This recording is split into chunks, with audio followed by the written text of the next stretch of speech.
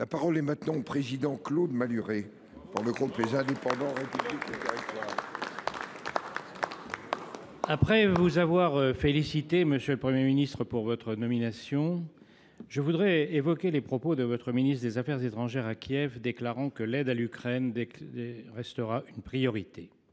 Il faut maintenant tenir cette promesse. La situation est devenue critique. Les crimes de guerre du boucher du Kremlin infligent chaque jour un atroce supplice à la population civile d'Ukraine. Les Ukrainiens qui ont brillamment contre-attaqué à Kharkiv et Kherson en 2022 sont aujourd'hui en position de faiblesse.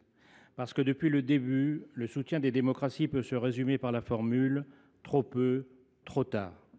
Si nous avions livré à temps les chars, les missiles, les batteries antiaériennes, l'armée russe n'aurait pu reconstituer ses défenses et faire échouer la contre-offensive de 2023. Nous sommes en train de renouveler cette erreur.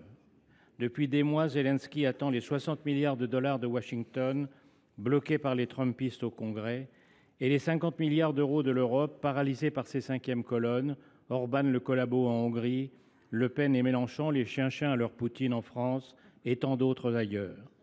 Nos tergiversations mettent l'Ukraine en grand danger. Je pèse mes mots. Une défaite serait celle de l'Europe tout entière, un formidable stimulant pour la Chine face à Taïwan, pour le docteur Folamour de Corée du Nord, pour les mollahs iraniens tueurs de femmes au Moyen-Orient. Il serait impensable que le prochain Conseil européen du 1er février ne déjoue pas les manœuvres d'Orban le corrompu et ne débloque pas la totalité de l'aide promise à l'Ukraine. Je vous demande aujourd'hui l'engagement formel d'y parvenir et de soutenir sans restriction le fonds d'investissement européen en défense de 100 milliards proposé par le commissaire français Thierry Breton. En ce début de mandat, vous vous dites sans doute, Monsieur le Premier ministre, que vous serez jugé sur vos résultats dans notre pays, et c'est exact. Mais à l'échelle de l'histoire, votre gouvernement et tous les gouvernements de l'Europe seront jugés à l'aune de la victoire ou de la défaite des démocraties en Ukraine face à l'internationale reconstituée des dictateurs.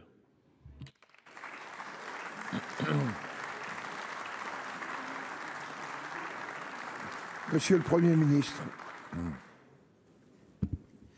Merci, Monsieur le Président, Mesdames et Messieurs les sénatrices et sénateurs, Monsieur le Président Malhuret.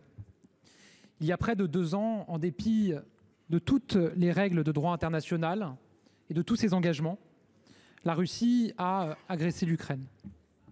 C'est une attaque cynique, meurtrière, avec des frappes aériennes répétées qui visent explicitement les civils. Ce qui est en jeu dans ce conflit, et je vous remercie de l'avoir rappelé aussi clairement, c'est la liberté, c'est la démocratie et c'est l'avenir de notre continent. La Russie espère que l'Ukraine cédera et que ses soutiens se lasseront. Et je le dis de manière très claire en tant que chef du gouvernement, et le président de la République l'a rappelé hier, la Russie se trompe. Comme l'a rappelé le président de la République, nous ne faiblirons pas et nous ne faiblirons jamais. Notre détermination est intacte et je le réaffirme ici devant vous. Le ministre de l'Europe et des Affaires étrangères s'est rendu à Kiev, vous le savez. C'était son premier déplacement après sa nomination. Permettez-moi, pour la première fois, en tant que Premier ministre, au nom du gouvernement, et en votre nom à tous, j'en suis sûr, de dire mon admiration pour le peuple ukrainien et de saluer son courage exceptionnel. Monsieur le Président Malhuret, vous avez évoqué notre soutien à l'Ukraine. Je le disais à l'instant, il ne faiblira pas. Le président de la République a annoncé hier la livraison de nouveaux missiles de longue portée et de centaines de bombes. Ce sont des armements attendus par les Ukrainiens et qui seront déterminants sur le terrain. En parallèle, nous continuons à former des militaires ukrainiens comme nous l'avons fait depuis le début du conflit pour répondre à leurs besoins. Nous poursuivrons donc notre soutien militaire en concertation avec nos partenaires. J'ajoute que notre soutien humanitaire continue lui aussi pour répondre aux besoins les plus immédiats du peuple ukrainien, notamment en matière d'éducation et de santé. Pour réussir, la mobilisation de tous les acteurs est essentielle. Je pense évidemment à l'État, je pense aux collectivités locales, dont je veux saluer aussi l'engagement remarquable. Beaucoup interviennent évidemment en solidarité avec les Ukrainiens. Je pense aussi aux acteurs privés engagés en soutien de l'économie ukrainienne ou déjà évidemment pour la reconstruction. Notre soutien de long terme à l'Ukraine, civile comme militaire, sera inscrit dans l'accord bilatéral de sécurité que le président de la République signera avec le président Zelensky lors de son déplacement à Kiev en février. Ce soutien de la France, le président de la République aura l'occasion de le réaffirmer vendredi à Cherbourg en adressant ses vœux à nos armées. J'ajoute, et vous l'avez abordé aussi, que la France porte également la mobilisation en faveur de l'Ukraine au niveau européen. Nous sommes déterminés à obtenir un accord sur la facilité Ukraine au Conseil européen extraordinaire du 1er février. Déterminés.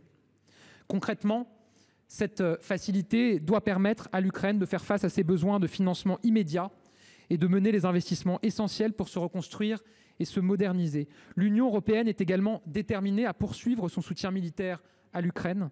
Le Conseil européen de décembre dernier a ainsi demandé que s'intensifient les travaux sur la réforme de la Facilité européenne pour la paix. En s'en prenant à l'Ukraine, la Russie a attaqué nos valeurs. La Russie a remis en cause la démocratie et la liberté. Nous nous tiendrons aux côtés de l'Ukraine et du peuple ukrainien. Nous nous tiendrons toujours aux côtés de nos valeurs. C'est une de nos priorités, elle le reste. Je vous remercie. Merci.